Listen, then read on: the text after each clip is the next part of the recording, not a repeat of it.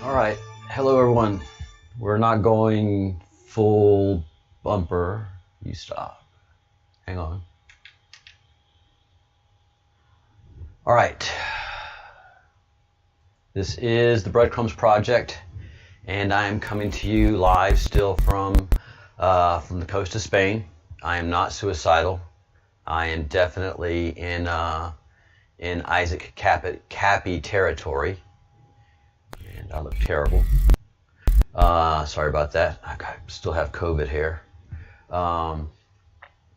So I'm in Isaac Cappy territory, without a doubt. And let me explain where I am, how we got here. I've come on as a Breadcrumbs Project on YouTube 5 years ago. And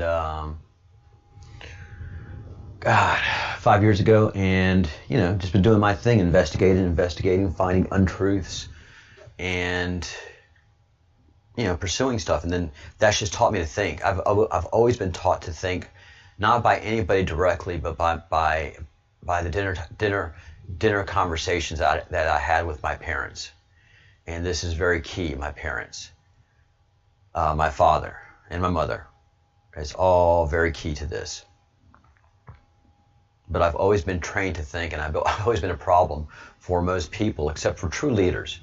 People that were true leaders got me, I got them, and I've always been a good follower. If I can find a good leader, I don't mind being a follower. I'm not like, rail the system against the system.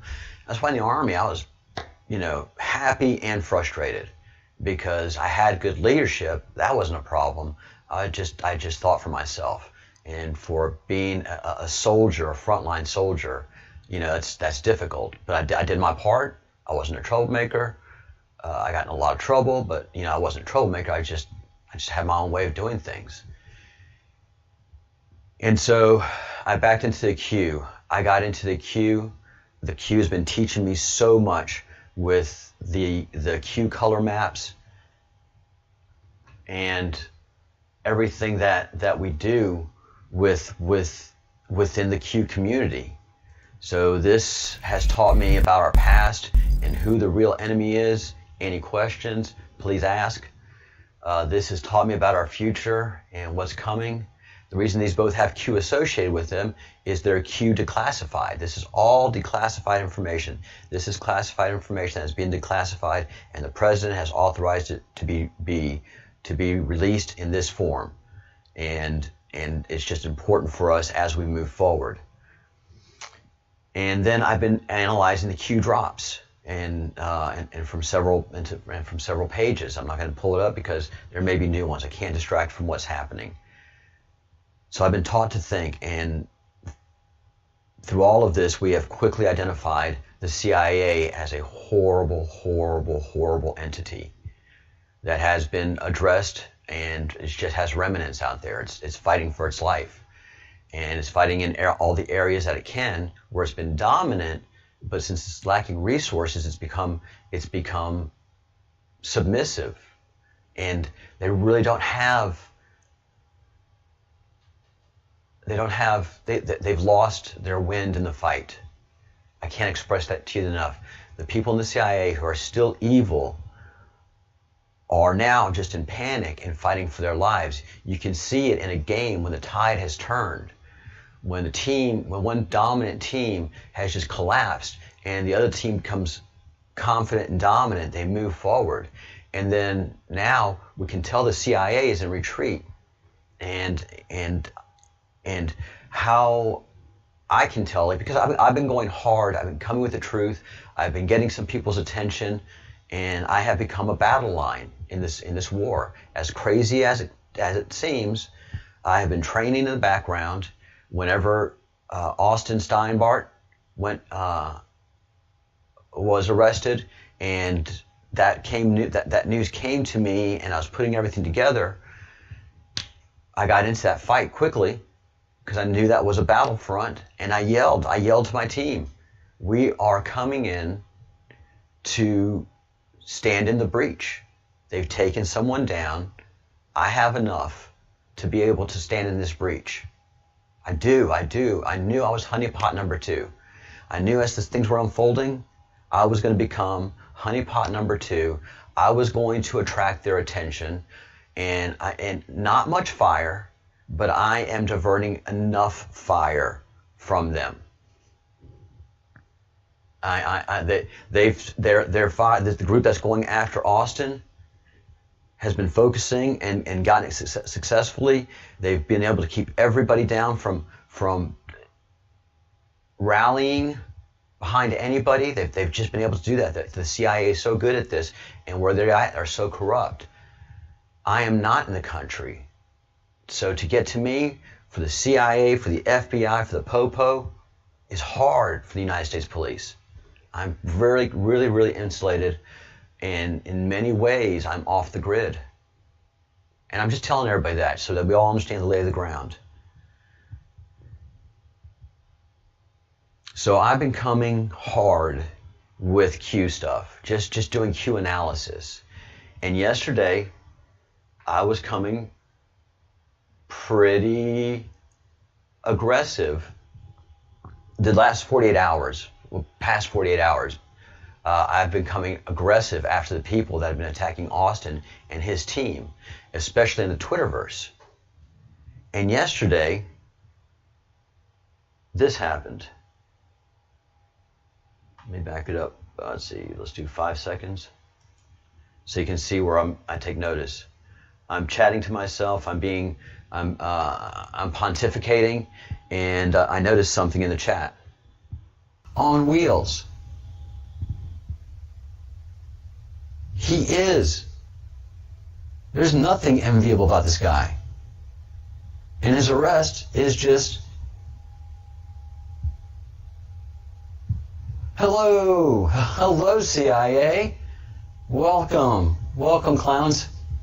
Good to have you here. Oh, the damage you guys have done. Oh, the damage you guys have done.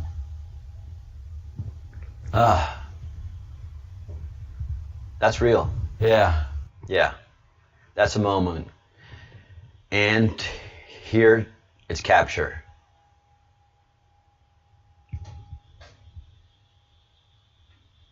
So everybody's going to say, oh, it's a fake account. It's a fake account. Nope, this is what we call a disaster recovery account in computer terminology. Let me make this clear what this account is. This account is there in case the main account goes down. I'm sure CIA has 4 or 5 disaster recovery accounts. So this is not their main account. The people, my team who went and chased them down immediately saw that it was not it was not the main account, which has thousands of subscribers. This one has, I think, 84 subscribers. What does that mean? That means it's been around for a while. It wasn't just up. It didn't just come up yesterday, before yesterday. If you've got a weird number like that, you've been up for a while, but not many people know about you. The second thing is, if this is not official, then it's an illegal account that needs to be investigated immediately. So there's 2 sides of this coin, and none of them are good for them. They're great for me. If this is not a sanctioned account, then it has to be investigated immediately. Not only does it have letters, but it has the official shield. And this is illegal as you know what, because you're impersonating a federal agency. Boom, number one. Boom, number two is if it is an authorized and sanctioned account, the person that did that is a patriot. And I'm sorry if they're going to come after you. Brother or sister, I know what you did, and what you did will not go unnoticed, and whatever they do to you will not go unavenged. The chance you took here in doing this, you put your life at risk. And brother or sister, for this great honor and this great sacrifice, I'm hunting them down. I'm going to find out exactly who this account belongs to. And I want to find out exactly what employee posted it. And I want to make sure that person is safe and sound because they're a whistleblower. This is a patriot. I know who it is. I know who it is. How do I know? Because I came in, when I came in for Austin, I came in hard. I swung at everybody. And I got the attention of several professional trolls. You can tell they're professionals. They're very literate and they're just not funny. They don't have their heart in it. They're mean. And one of them and I just went after it. And I went after him hard. And he knew I'm a baby face. You know, have you ever been in a fight? I've been in a few. Never successfully. I'm not a good physical fighter. I'm a good mental fighter. And so my sister had to protect me. She was a tomboy. She was tough as nails. She still is tough as nails.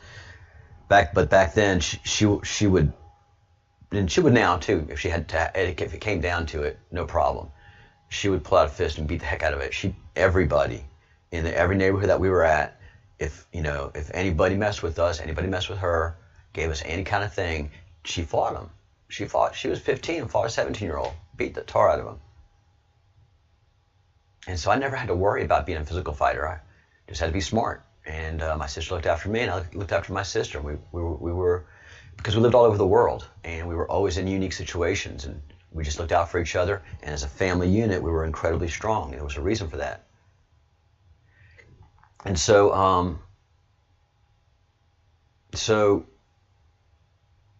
I started going after this professional troll, and I knew he was CIA. Just the way he types, he's very intelligent, he's very well spoken, articulate. He's not a basement troll. He's either a contractor or he's an employee, and he's a contractor. And as I was going at him, I knew that he wasn't fighting back. And so I've been in bar fights. And I was in a real big one time that spilled out into the parking lot. And we're just in a big old brawl, and everybody's going after everybody. And then everybody kind of breaks up and squares off after anybody. And it happened to be two fraternities. And we were rival fraternities, but we weren't really rivals. But we had a Marine that was one of our family members, and a brother who loved to fight. Marines just loved to fight. Every time we went out, this guy would get us in a fight. Because he just loved to do it, man. That's how Marines should not be in civilian life. They don't belong there. They're great people. They belong in that great organization because they just love to fight. And so in this big old brawl, I mean, everybody's going at it. As I came up to square off to who I was going after, it was the big guy of the fraternity. He and I were friends. And he looked at me and he was ready to hit. And he just had that look of, oh, it's you. And I'm like, oh, man, this is going to hurt. And he's like... And then he went after our big guy, our Marine, and just to break up the fight because he just saw what was happening, needless. But he just, no, I'm not going to do this to you. No, I know who you are. You're a great guy. We laugh a lot. I know we're in this moment, and it just that dawning came upon him, and he loved to fight too, and he was ready to go at it. But when he knew who it was, he just didn't have the fight. And so this CIA agent and I were going at each other in Twitter, and he just didn't have the fight in him. He just didn't have the fight. And he made one statement, He said, at least I'm pulling a paycheck. And I said, you know, and I was like, he just said like, phew. And so I think it's that person that said, all right, here's your one and only. Here's your one and only. And that's what this is. So I am taking this and I'm running with it. This is either an illegal account that entered my chat, or this is a CIA sanctioned account. And I need everybody's help to get this to your congressman, to your senator, to any representative that you can in any federal agency that's a representative agency, and ask them the question. Not ask them a question, let them know this has to be investigated.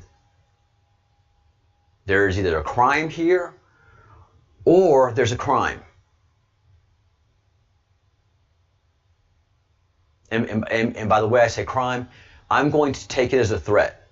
And I know the person that sent it is saying, I'm going to threaten you. It's going to be simple. But you better take this beauty. You better take this once in a lifetime opportunity. I'm making a mistake for the firm. And now that I got a lot of people in here, the firm is a family business for me. My sister, who I love, is going to be really mad at me. But in the end, she always backs me up on my decisions. Very few times is it happy because it's always causing waves.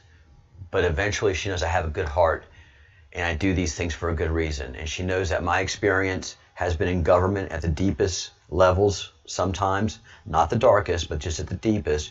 And my life and my experience in government has been very, not only deep, but wide. From soldier to working for state senator to working for a congressman on the Hill. And being a network engineer for a government agency. So I have all of that. My father was a CIA agent.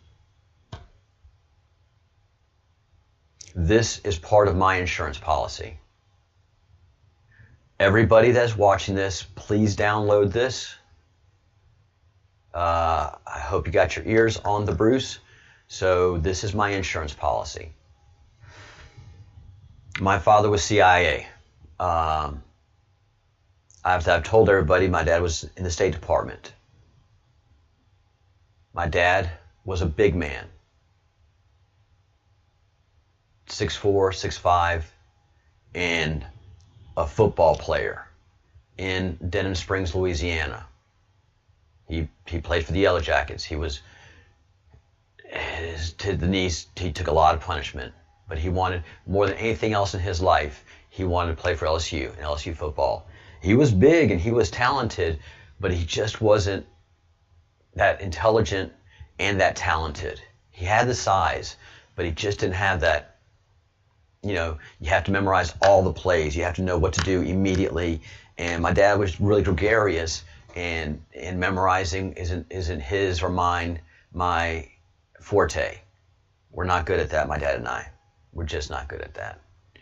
And so instead of going to play for LSU football, he went into the Air Force. And then while he was in the Air Force, he was doing duty at embassies, which is unusual for an Air Force guy to do that. Usually, you're doing that as a Marine. You know, you have Marine Guard. But my dad somehow was affiliated with U.S. embassies as an Air Force airman. He wasn't an officer. He was just an airman. Big one. I mean, in those days, you stood out. And in Spain, when my mother, when he was working at the embassy in Madrid, and my mom, beautiful, and him, big and beautiful, blue eyes. They both had just striking blue eyes. I've got them striking blue eyes too. Love at first sight. And then my dad somehow transitioned from the Air Force to be working for the embassy as a communications officer. And that's the guy that puts in telephone systems, maintains the communications, maintains anything that radio, anything that communicates that's what my dad had to do. I remember we were stationed in Turkey, and I was sick one day. My mom couldn't care for me, so my dad had to bring me to work, which was, it was back in the 60s, back in the late 60s, early 70s. So everything was just kind of different. So yeah, it was cool. And so my dad had to bring me. And I remember going past so much security. I'm like this, and guns and Marines, and everybody was just, happy to see me, and, how are you doing, and a candy and everything. And I went in an elevator, and then I went down into a basement, and then there was this giant metal safe door that was open. I mean, I still have yet to see one as big and ginormous. This was one of the biggest safes you have that's available. Walk-in space, like that they use at banks. And that was Dad's office. And that's where teletype would come in from DC. That's where, he was a communications officer. That was comms. And so many years later, when my dad had left State Department, and he was on his own. He never came back to the United States except for certain times, but he stayed in Guatemala. That was our last station. And he had awards thanking them for all the hard work in installing the telephone systems, and his great knowledge of telephone systems, and everybody in the embassy had written letters about how diligently he worked on keeping the telephone lines up. And it was just a great feeling for me. So that's what caused me to go into telephone systems and computer systems, and even being a network engineer for the government. I was like, I'm following my dad's footsteps. But many years ago, I had a conversation with my dad. We didn't get to talk much because we were estranged. And I think he did that on purpose because he knew his life was in great danger. And if we hung around him, our lives were in great danger. So we had to stay away from him in the United States. We'd be protected. And we're having a conversation. I was like, well, Dad, about this telephone system that you had in Guatemala, it was a Horizon, blah, blah, blah. And he looked at me and said, son, I don't know anything about telephone systems. And hey, Marshall, how are you? And he said, and he just gave me that look. And he was sending a message. And I didn't put it together. I was like, and the conversation was over. And he put it in a way, he put it in a dad way, like, this conversation ends here now, son. And that was just one of the most awkward conversations that we had in our entire life. The second one was when I asked him, when I had a secret security clearance, I was in the Army, and I asked him what he did in Vietnam. Because he went away for a year to work in the embassy in Vietnam during the war. And he froze up like I've never seen him before. My own father. Good and bad. Have I made my dad angry? Whoo! Is he a Louisiana redneck? Whoo! Was he big and intimidating? I remember telling him, like, Dad, I don't mind you all the times that you threatened me with a belt. He said, son, I never hit you with a belt. I just had to threaten you. You'd break down. You got the hand a few times, and you got your mom's shoe, but I never hit you with that belt, son. Because it was a big old belt, and it has his name leathered into it. It's one of those big rednecky bull riding belts. And when he had enough of me, he reached for that belt. Game over. And I was like, I don't think you ever did hit me with it. No, son. No. I popped it a few times. Just to let you know. You're hard-headed. You're like your mom. And I think in all of that, there was some payback. There was some payback. Frustration. God, you're just like your mother, hard-headed. So,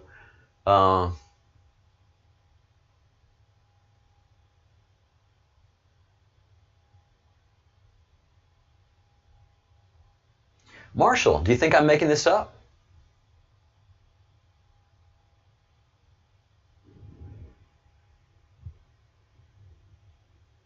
Marshall, I'm talking to you. Mr. Gordon, you still there? So we walk into that safe, and at that point I knew my dad's job was real.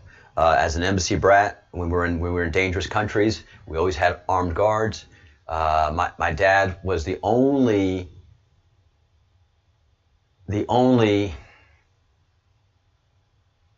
embassy worker that I knew, because all my friends were embassy people, and they were either Marines or they were embassy staff. They were diplomatic corps. My dad was diplomatic corps, and he's the only one that I knew of all my friends that had a weapon, ammunition, and a radio. One of those old-timey military radios with encryption, those encryption boxes.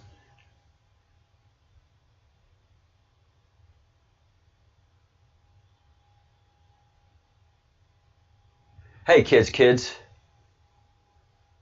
So, my dad was CIA, and he left under interesting circumstances, but never came back to the States, and always had work in the country that was our last country, which was Guatemala.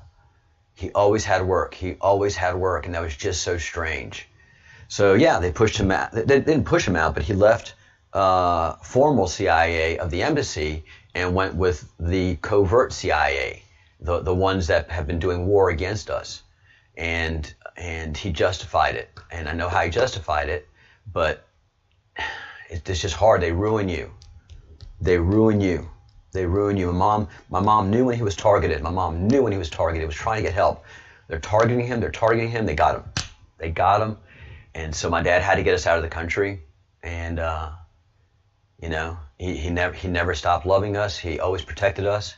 And he always made sure that we knew that he was a dangerous man, and just to keep our distance. And now it makes sense.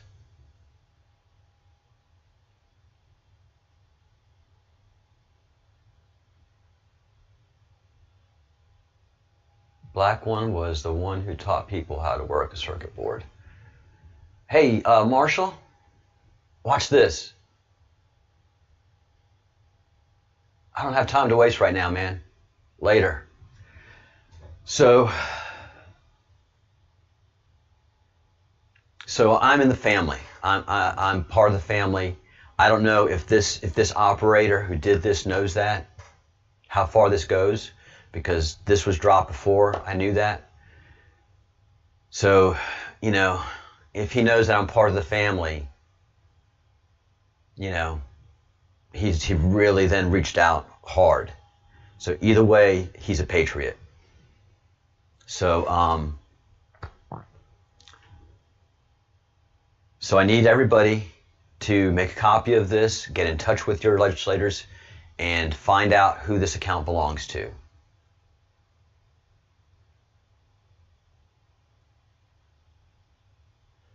Yeah, Marshall's CIA. Guys, that's a CIA troll. That's a CIA troll. They don't know how to be trolls. They put a made up full name. They have to create a facade. They don't know how to be a troll. They're spooks. Who goes trolling putting their full name? He's one of them. When you see him in other chat rooms, call him out. Let him know. We know you're a clown. You're a clown. You're a clown. We know it. So, hey, Garrett, is that true about the t-shirt? Let me know, man. Drop me an email, okay? If the order didn't go through. You know the Bruce will fight tooth and nail to make sure that order goes through and nothing happened to your account. So I hope you were just playing with us. But that I was like, no! He's the one that inspired this. Come on. He's the one that made me whine to Bruce. All right, guys, I'm wrapping this up, keeping it short, a half-hour video. Get it out. Get it out. Get it out. Make sure that the CIA officer that did this, that his sacrifice is not in vain. Please create an insurance policy for me. Please get me the protection I deserve from my elected officials, from your district. All right? Cool. And drop us an email, info at the Breadcrumbs Project. And Garrett.com. Garrett, let's stay in touch on this order. This is our business, and you're a valued customer, and you are also, as I consider you, a fellow of the crumb. Any other questions before I go? Understand, this was a purposeful mistake. They blinked. They blinked on purpose. Someone made a great sacrifice. Please don't make the sacrifice be in vain. This is not a game, man. Austin is in jail for a reason, to let you know how serious this is. Taking the gamesmanship out of it. Taking all the gamesmanship out of it. He's letting you know it's real. He brought me online as honeypot number 2. And when my flag falls, one of you guys has to pick it up. His flag fell, I picked it up. I don't know the guy. I just know we're on the same battlefield. We're on the same side. We're fighting the same enemy. I saw his flag fall. I picked up his flag. I am flying the flag of Austin Steinbart. Do you understand? This is a real war. His life is in imminent danger. And he's doing that on purpose. He is doing the Jesus play. Anybody that hears his story, if they are not sympathetic, then they are a paid agent. Because a patriot will immediately be sympathetic to a situation if you don't like him or not. If you don't like him or do. It doesn't matter. There is no asterisk by your constitutional rights. He should not have been held in jail. An indictment is supposed to be coming out today, or has come out. I haven't had time to check. I've been on a different battlefield. My battlefield right now, I'm declaring this channel a rally point for all Q Army. I have created another breach in their line. Understand what we have done. By this single action, we have created a breach on their line. And we need to flood it. This is an actual opportunity. This is something we can do. So rally. Rally those in your Q community, in your Q groups, in your Q Twitters. This is a rally point right here.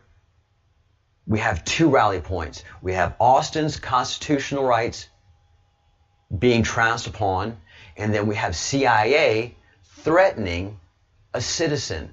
We have 2 rally points and we have breached their lines. Come on, Q. Come on, Q Army. Come on. Hey, Karma, thanks for all the great work that you've done.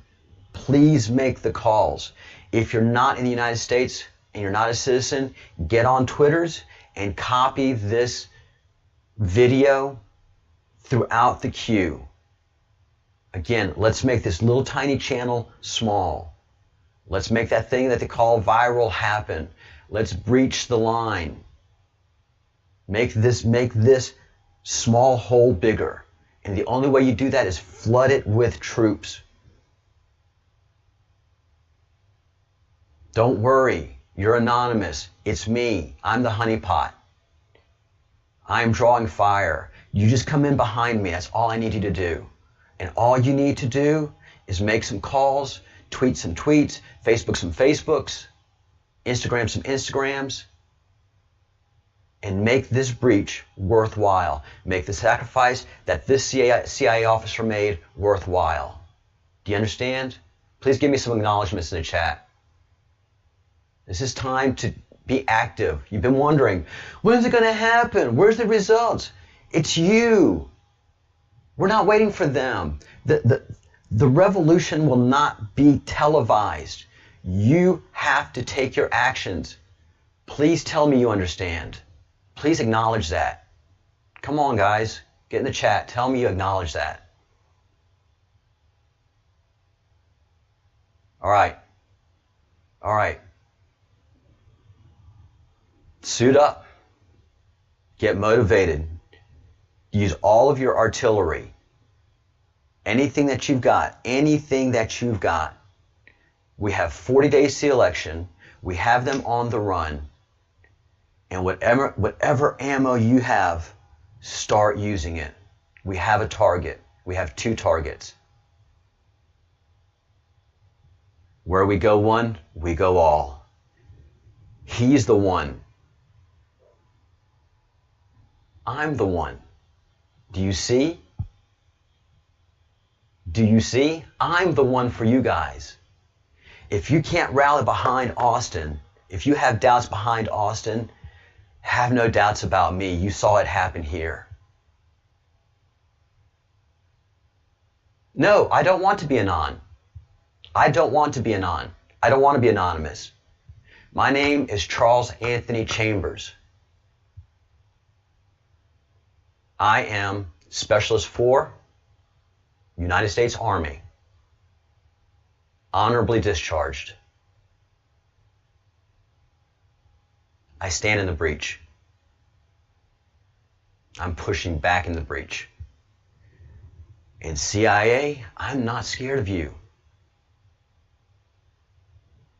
I have nothing to lose and everything to gain. Do you understand? For you guys, it's a job. For all of you that are like, oh fuck, what the hell? What happened here? Holy shit. Holy, yeah.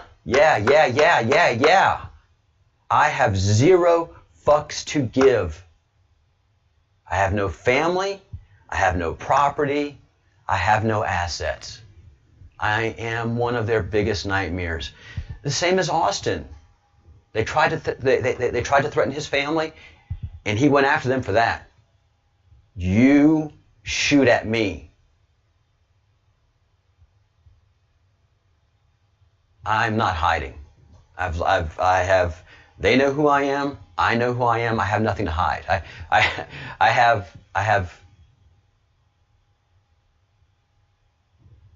no one to hide against. Everybody that I should be hiding from already knows who I am, has my entire dossier. How do I know? Because of this. This screams, guys. This screams. I'm going on longer than I should, but I just need you to know how real this is.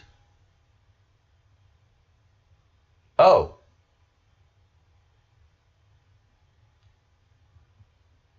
Well, how did that happen? All right, let's get on this offline. All right, I'm going to wrap this guy up. Oh, Bruce. I'm sorry, man. You know? Yeah, it's... you know, at some point in time, everybody's going to have to make that decision as to how scared am I, and make that realization, how real is this fight? So that's what Austin's pushing, and that's what I'm pushing. Keyboard warrior is one thing, but this has been going on for real life in a long time. Our battlefield is the digital warrior battlefield.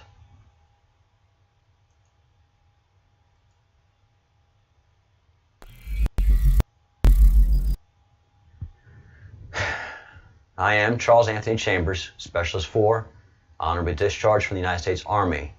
I am a digital soldier of the 17th Anonymous Battalion.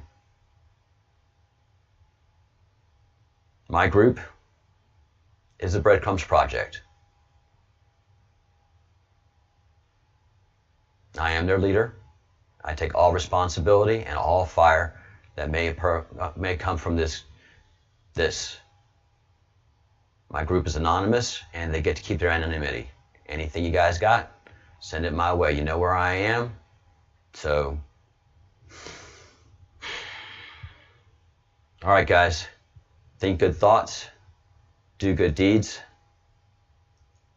and say good words. I'm calling this a rally point. I'm calling this a rally point. I'm calling this a rally point.